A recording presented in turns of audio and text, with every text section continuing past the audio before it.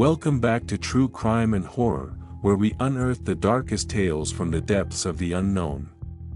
Today, we bring you an unsettling story set against the haunting backdrop of San Diego in 2010. Join us as we unravel the chilling events of a carefully planned FBI operation to capture a fugitive who has eluded justice for nearly a decade. Prepare yourself, as the shadows grow longer and the tension thickens. This is a journey you won't soon forget. San Diego, winter 2010, 6 a.m. The sun barely crested the horizon, casting a soft, golden glow over San Diego, illuminating the remnants of winter. It was early January, and the crisp morning air was tinged with the faint scent of salt from the nearby ocean, mingling with the earthy smell of dew on the grass.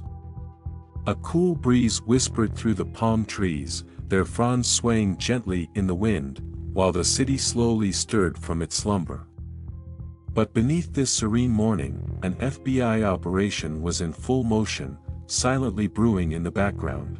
Special Agent Bruce Jameson, leader of the Interstate Task Force, stood outside the unmarked van, the chill of the air tugging at his jacket as he mentally rehearsed the details. Today was significant. It was the culmination of nearly a decade of painstaking work and persistence. "This is it, folks," Bruce announced, his voice firm yet urgent. He scanned the faces of his team, each reflecting a mix of anticipation and focus.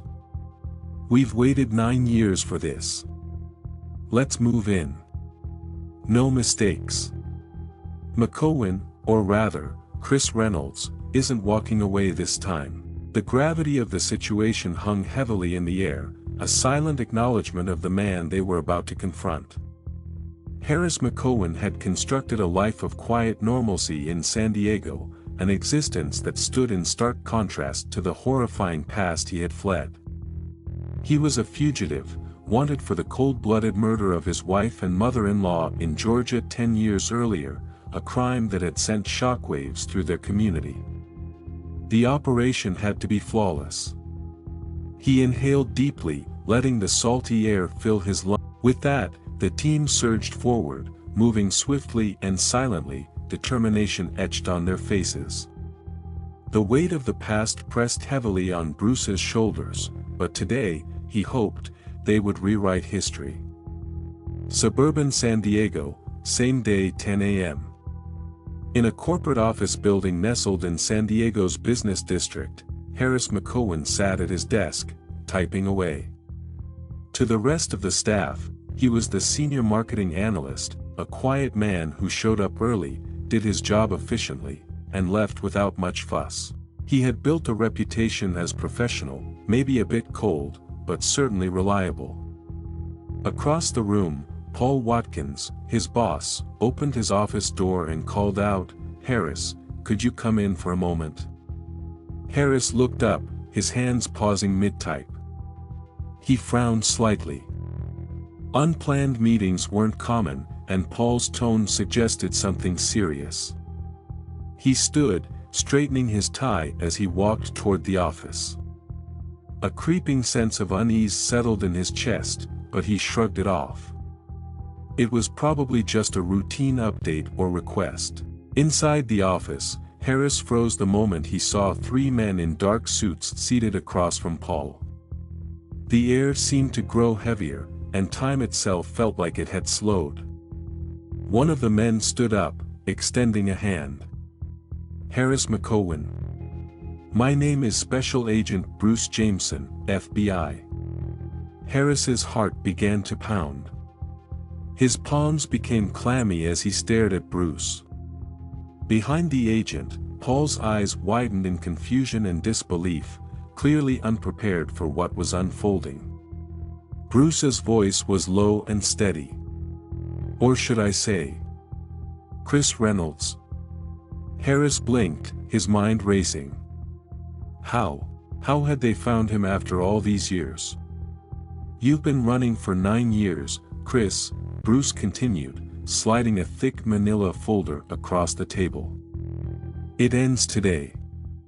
For a moment, the room was silent, the only sound being the soft hum of the air conditioner.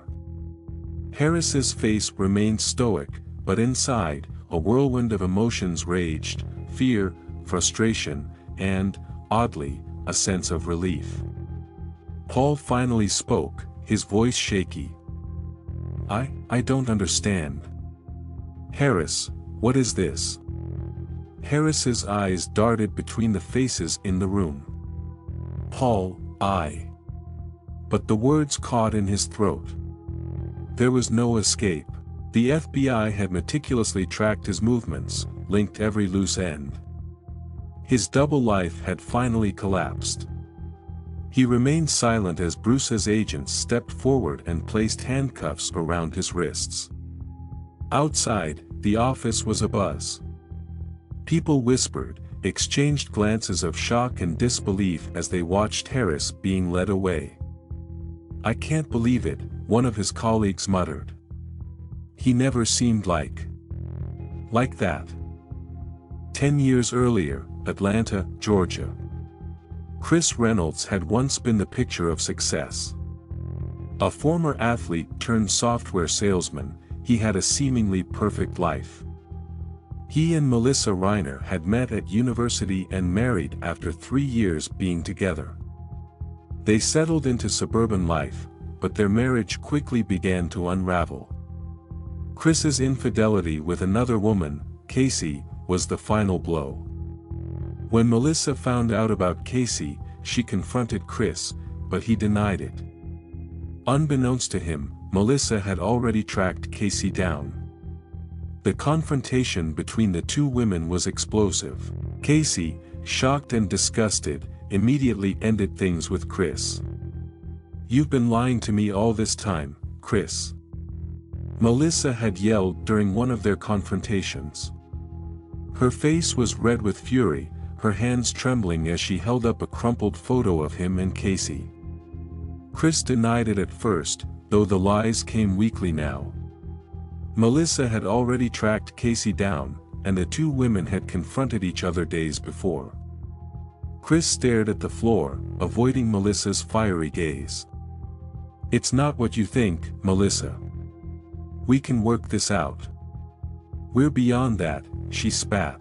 "You think I'm going to sit here while you carry on with your little affair?" On the other hand, Casey was done with him too. "Why didn't you tell me you were married, Chris?" Casey had shouted over the phone during their last conversation.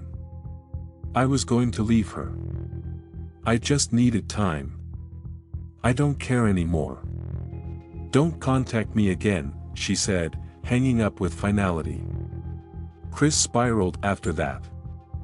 His marriage was in shambles, Casey left him too, and his once steady life was crumbling. Every day brought more fights with Melissa. The constant tension and shouting filled their home. To escape the chaos, Chris repeatedly tried to reach out to Casey, but she ignored every call. Casey's rejection. One evening, as Chris sat on the back porch after another explosive fight with Melissa, he finally managed to get through to Casey. His voice was desperate. "If I left Melissa for good, would you take me back?" Casey hesitated. "Chris, what are you talking about? A divorce?" Chris paused, his voice cold but with a hint of hope. Yeah, of course. Maybe. But you need to fix your life first. I can't be a part of this mess." The days leading up. A month before the murder, Melissa's mother, Anne, moved in to help support her daughter. She unknowingly walked into her death trap. Tensions reached new heights. The fights became unbearable, and one afternoon, Anne called the police after an argument turned physical. The officers spoke with both Chris and Melissa, but they left after finding no grounds for arrest. To Chris, that visit from the police was the final humiliation. Over the next few days, Chris's demeanor changed. He stopped arguing and grew eerily calm. Melissa, thinking he had finally cooled down, felt a small relief. But it was all part of Chris's plan. During those 3 days, Chris made another call to Casey. His voice was steady, almost too composed. "Would you really take me back if I left her?" Casey, still oblivious to the brewing storm, responded casually. "If you got a divorce, maybe. But, Chris, you need to figure yourself out. I can't be part of this chaos." He hung up the phone with a twisted sense of resolution. Divorce wasn't what he had in mind anymore. No, he had another plan, a final one. The murder. On the night of the murders, coincidentally the anniversary of his proposal to Melissa, Chris executed his plan. He retrieved a 9mm handgun, attaching a silencer. The house was quiet, the weight of the calm settling before the storm. In the dead of night, Chris entered the room where Melissa and Ann were sleeping. Without hesitation, he fired 2 shots, one into Melissa's head, the other into Ann's. The silencer muffled the noise, and the neighborhood remained still. Chris stared at their lifeless bodies for a moment. The calm home became a tomb and stood silent as testament to the crime. Then, almost robotically, he left the house and drove into the night. The call to Casey. Later, Chris called Casey. His voice was calm, almost eerily cheerful. "I've got a gift for you," he said. "A gift?" "Chris, what the hell are you talking about? I took care of it. Melissa and Ann. They're gone now." Casey froze, her heart pounding in her chest. "What do you mean, gone?" "Chris, this isn't funny. I mean, they're dead. We can finally be together." Realizing the horrifying reality, Casey's voice broke with terror. "Chris, stay the hell away from me. Don't ever call me again." She hung up and called police. She told them everything, that Chris had been reaching out to her, that he had been unraveling for weeks. Most chillingly, she confirmed the phone call where he had admitted to killing them both. With Casey's statement and the ballistic evidence matching Chris's gun, the police had all the proof they needed. But Chris had already disappeared. He left no trace, vanishing into the night, abandoning his life in Atlanta. The hunt for him began in earnest, but without the technology of modern cell tracking or widespread surveillance, he became a ghost. The Run and the Reincarnation. For 2 years, Chris Reynolds had been a ghost, drifting across the barren, sun-scorched landscapes of New Mexico. The small, desolate towns, with their weather-beaten diners and motels, became his refuge. Each new place offered him a chance to shed his skin, to leave behind yet another identity that had grown too familiar. A fresh beard, a different haircut, and a new name, Tom Wilkins, Michael Blake, Sean Morgan, were all part of his revolving door of personas. He found work in the cracks of society, odd jobs in mechanic shops, on construction sites, even as a bartender at a rundown saloon. Never staying too long in one place, he learned to slip in and out of lives with minimal notice. People often commented on his quiet demeanor, but no one pried. They assumed he was running from something, perhaps a broken heart or a bad deal, but no one imagined the truth. One night, while working as a bartender in a small desert town near Roswell, an old man, weathered by years of hard living, leaned across the bar. "You've got that look about you," the man slurred, eyes narrowing as he studied Chris. Chris froze, his hand tightening around the beer bottle he was cleaning. "What look?" he asked cautiously. "Like you're running from something," the old man replied, his voice thick with booze. "I seen it before. Hell, I've been there myself." Chris forced a smile, though every instinct screamed to leave. "Maybe we're all running from something." The old man cackled, his laughter dying into a wheezing cough. "Ain't that the truth?" That night, as Chris lay in the cramped room above the bar, he realized the truth in the old man's words. He was running, but he couldn't keep it up forever. There was no end in sight, no freedom waiting on the horizon. Just more drifting, more faceless towns. He was tired, more than tired, he was suffocating. The weight of his crimes, the guilt, the paranoia of every passing glance, it gnawed at him day after day. A new life in San Diego. By the time he reached California, Chris was no longer the same man who had fled Atlanta. He was Harris McCowan now, a name plucked from a random obituary in a small-town newspaper. San Diego, with its sprawling suburbs and sunlit beaches, felt like the perfect place to disappear. The vastness of the city, the anonymity it offered, was a stark contrast to the small towns where everyone knew each other's business. Harris McCowan didn't exist, but he became real. Chris crafted a new life with meticulous care. He enrolled in night classes, earning credentials in marketing, a field that allowed him to work behind the scenes, out of the spotlight. He fabricated a past, building layers of lies to protect his new identity. In the mornings, he jogged along the beach, the Pacific breeze cooling the sweat on his brow. At work, he was efficient and professional, never drawing attention. He became known as a serious, no-nonsense employee, the kind who clocked in, did his job, and left without much small talk. People liked Harris. He was quiet, dependable, a man who seemed content with his simple suburban life. He had friends, acquaintances, really, who invited him to barbecues or after-work drinks, though he rarely accepted. Still, he laughed at their jokes, listened to their stories, and played the part of an ordinary man. The past felt distant, almost unreal, as if the murders were a bad dream from another lifetime. But every night, alone in his modest apartment, the truth clawed its way back. No matter how far he'd come, no matter how convincingly he played his part, the shadows of Melissa and Ann haunted him. He could see their lifeless faces, the silence after the gunshots, the emptiness that followed. He had buried them in his memory, but their ghosts still whispered in the quiet hours before dawn. The past catches up. It was a Tuesday morning when everything began to unravel.